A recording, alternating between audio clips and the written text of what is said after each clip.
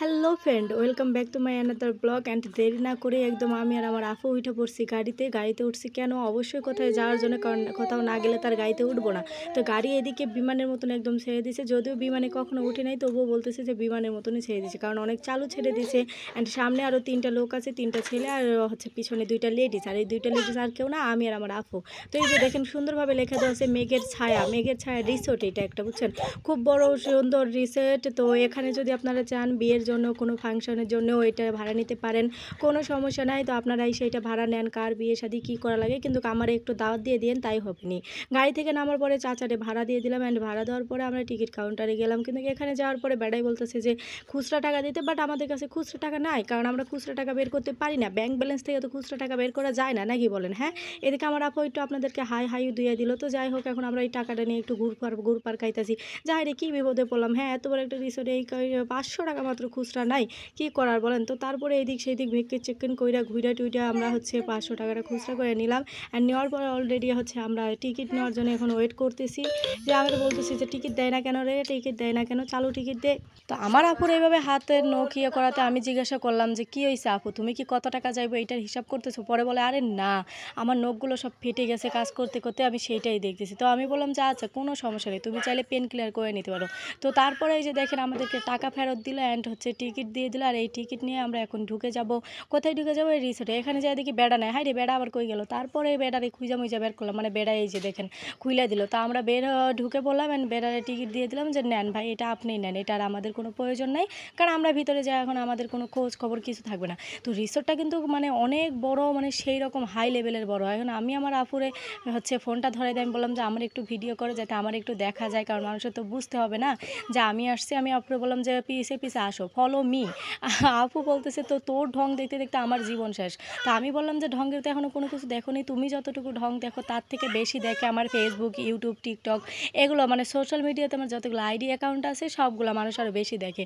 তোমরা আমার সম্পর্কে এত কিছু জানো না যেগুলো ওনারা জানে। তো সামনেই দেখি এই যে 2টা কাপল, 2টা কপাকপি পড়ে গেছে, সামনে কি একটা বিপদের ভিতর পড়ছি রে। আমি আর আপু আসছে সিঙ্গেল, আর এরা একবারে জরা গাবত গুপত চলে আসছে। কিচ্ছু করার নাই, ওদের পিছনে যাচ্ছি। মনে হইতেছে যে ওরা আমাদেরকে ভাড়া নিয়ে আসছে, আমরা ওদেরকে পাহারা দিচ্ছি, ওদের সিকিউরিটি গার্ড আমরা।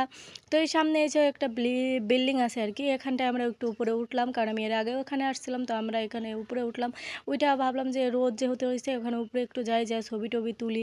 তো আমি এখানে যাওয়ার পরে কিছু ভিডিও করে নিছিলাম, অ্যান্ড আপু আমার কিছু পিক তুলে দিছিল। অ্যান্ড পিক তোলার পরে এই সাইডে তাকায় দেখে এই যে দেখেন ভাই, এদেরকে এই বয়সেও, মানে আমি কি বলবো ভাই, আমরা এই বয়সে এখনও কিছু করতে পারতেছি না, আর ওনারা এই বয়সেও পার্কে এসে এত সুখ দুঃখের গল্প করতেছে। আল্লাহ, মানুষের যে এতই সুখ দুঃখ দিছো তুমি।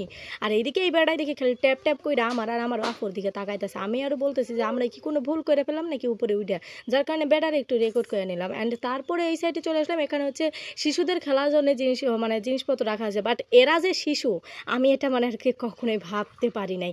শিশু যে এত ছোট হয় সেটা আমি কখনোই জানতাম না, যে শিশুদের জায়গায় এত সুন্দর সুন্দর শিশু খেলে আর কি। তো এই সাইডে আসার পরে এইদিকে আরও বাস দাঁড়িয়ে সেই ও মা দেখে ওই চিপার ভিতর আবার 2টা বৈশা আছে। এইটা দেখে আমি শরমে তো একদম পুরো শেষ। পরে এই চিপার দিকে তাকাই দেখে এইদিকে, হাই রে ভাই, আমরা সিঙ্গেল মানুষ কি কোথাও যে একটু শান্তি পাবো না? যেই দিকে তাকাই সেই দিকেই লাপুত লুপুত। ওই দেখেন ওনে আবার কোলাকলি ধইরা বসে আছে। আল্লাহ, কি দেখতে তুমি! এই দেখেন এরা আবার, এই বেটা আবার আমার দিকে তাকাইছে, যার কারণে আমি আরও ভিডিওটা লুকাই রাখতেছি। আর আমার আপু খেলে আমার বোকা দিতেছে যে তোর কেন এগুলো ভিডিও করা লাগবে। এসে পরে আমি বললাম ভিডিও করবো না তো কী করবো? হ্যাঁ, ওরা করতে পারলে আমি ভিডিও করতে পারবো না? তো পুকুরের ওই সাইডে দেখে যাই, এই যে দেখেন ওই পুকুরের ওই সাইডে আবার আরও 2জন বসে আছে। হাই রে দুঃখ, মানে এদের দুঃখে সিঙ্গেল মানুষরা কোথাও যাইতে পারবে না। আমি মানে সিঙ্গেল মানুষদের কষ্ট, মানে কী প্রকার কষ্ট হতে পারে সেটা বুঝতেছি। তো সিঙ্গেল মানুষ যারা আছেন তারা কখনোই পার্কে পুরকে যাবেন না। তো আমরা এই সাইডে এসে 2টা খরগোশের বাচ্চা দেখলাম, অ্যান্ড সেই সুন্দর, সেই কিউট। তারপর আমি খেতে বসে পড়লাম, কারণ দুপুর টাইম হয়ে গেছিলো।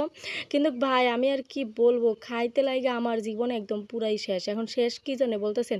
দাম তো ডাবল নিছে, মানে 3 ডাবলের মতন দাম নিছে। এক ফুচকার দামই নিছে 3 ডাবল। অ্যান্ড তারপরে মানে শুধু ডেকোরেশনটাই জিনিস সুন্দর, যেমন বলে না যে চকচক করলেই সোনা হয় না, সেই রকমই হয়ে গেছে যে ডেকোরেশন সুন্দর হলেই যে সব জিনিস ভালো হয় তা কখনোই না। যেমন দেখেন এইটা কত সুন্দর লাগতেছে না, কিন্তু খাইতে গেলে কি আর কমো, এর থেকে মনে হয় যে রাস্তার ধারে যে 50 টাকা করে বিক্রি করে ওইটা মেলা ভালো আছে। তো তারপরে আমার আপু আমার চিপস এনে দিল অ্যান্ড আইসক্রিম এনে দিল, তারপরে লাচ্ছি নিলাম একটা, কারণ এই গরমের সময় লাচ্ছি মুচ্ছি খাইলে খুব ভালো হবে। এটা নেওয়ার পরে যে খাওয়ার পর আমরা বের হয়ে চলে যাচ্ছি অ্যান্ড যাওয়ার পরে এই সাইডে একটা সুন্দর মাঠ আছে যেখানে শুধু ঘাস আর ঘাস। তো আমি ভাবলাম এই জায়গার ভিডিও আপনাদের না করে দেখালে হবে, তো এখানে এসে দেখি এখানেও দুইটা জোড়াজোড়ি বইসা আছে। দুঃখে ভাই আমি যে কই যাব আমি বুঝতেছিলাম না। তো এই পুরো রাস্তা মানে পুরো জায়গাটা আপনাদেরকে দেখানোর পরে আমরা বের হয়ে পড়লাম যে আমাদের এখানে আর অনেক কাজ নাই। তো বের হওয়ার সময় যে দেখেন মাথার একটা ফুল নিয়ে দিতে বলছিলাম আপুরে, তো আমার আপু আমার মাথার একটা ফুল নিয়ে দিল। তো আমি এটা মাথায় দিয়ে ট্যাং ট্যাং করে আসি। তো গাড়ি থেকে নামার পরে এই দেখেন আমার আপুরে বললাম যে খাওয়ার কিছু জিনিস নাও। আমার আপু প্রচুর টাকা খরচ করে হ্যাঁ বুঝছেন, আর খাওয়া দাওয়ার তো আর কোনো কিছুই করে। তো আমরা এখান থেকে কেক বিস্কিট তারপরে বলে কোকা কোলা চকলেট ফকলেট সব নিয়েছি। তারপরে আসার পরে আমার বোন আবার প্রচুর পরিমাণে মিষ্টি জাতীয় খাবার করে, এখান থেকে মিষ্টি নিলাম অ্যান্ড নেওয়ার পর আমরা বাসায় চলে যাচ্ছি। তো আজকে এই পর্যন্তই, সবাই ভালো থাকবেন, আল্লাহ হাফেজ।